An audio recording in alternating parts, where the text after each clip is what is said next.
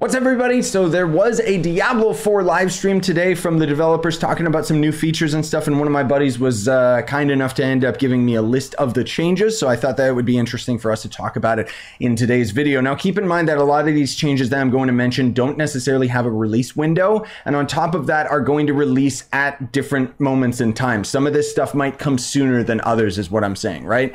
So first and foremost, Nightmare Dungeons will reward more experience points. Again, this isn't active right now. This is stuff that's planned. Nightmare Dungeon sigils will now act as a fast travel item that will immediately take players to the chosen Nightmare Dungeon in use. Now, those that have been doing Nightmare Dungeons like crazy know that it's very, very annoying to activate a Nightmare Dungeon, and then you still gotta manually go to the closest waypoint and travel all the way there for yourselves. It's very, very stupid, so it's great that they're changing that. A Nightmare Dungeon sigil will be able to be used immediately after the last Nightmare Dungeon has been completed. So no more leaving the Nightmare Dungeon to go and do other stuff. Instead, you'll be able to just go straight into the next Nightmare Dungeons, which would make me hope that they have the foresight to be able to add a smith or a crafting table inside the Nightmare Dungeon once you complete it, because otherwise the biggest reason why so many of us have to leave all the time is because our inventory ends up getting full on all of the gems and all the error crap, which, don't worry, they are going to be addressing the gems, thank God.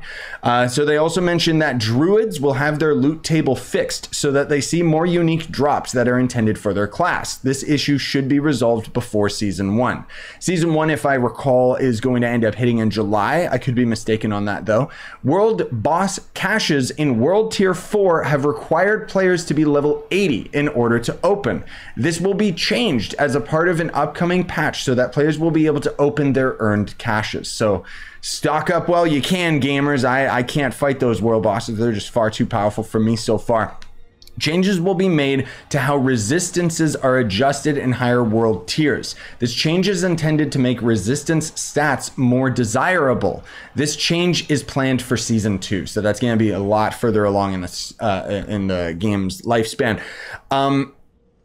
I find that a bit odd because, as far as I know, resistance is still a very important prevalent stat in this game. Like, the way that old Diablo games used to actually work is you basically had two different types of tests. When you got to the end game, you had a damage test as well as a resistance test, meaning that you essentially had to have a certain amount of resistance on your character to all elements in order to be able to survive everything that was going on, which kind of happens in this game, but at the same time, we're just getting stun locked so much, and you know, enemies just end up having such insane amounts of physical damage that it doesn't really matter too much. So I guess they're gonna push the resistance to be a little bit more of a powerful system.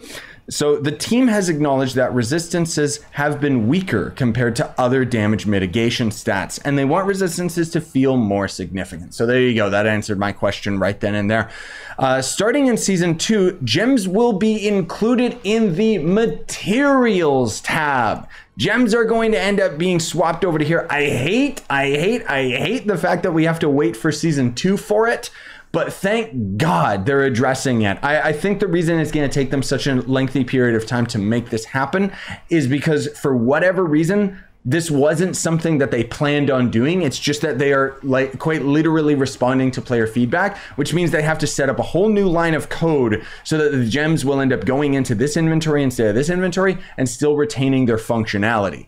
I honestly think that that is a very, very significant and wonderful change because, frankly speaking, I kept thinking, like so many others, that we needed a gem bag, but having it just go into the material section is so much cleaner and better.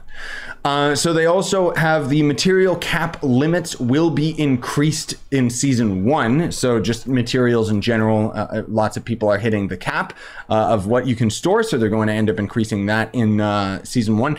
The team is reevaluating what Renown systems, will need to be repeated as the start of first season. Okay, sorry. The way that it's worded is a little bit convoluted, but basically what they were going to be doing with the seasonal content in this game, for those that haven't played seasonal content in the previous Diablo games, is basically a new season would start. You would start a new character. You would start exploring the world and everything like that, and basically start from character level 1, but you would be able to steamroll through the content, and you would end up getting yourself a lot of guaranteed legendary drops and stuff like that for completing various, quests within the season itself.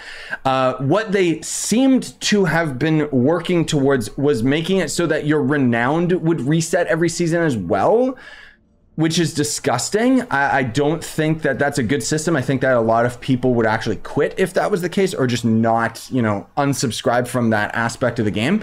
But basically, they're just going to be changing it by the sounds of things so that it's not like that. So the portion of the map that has been discovered in the Eternal Realm will remain discovered in seasonal realms. The renown associated with these explorable areas will also be rewarded automatically to each new character in a season.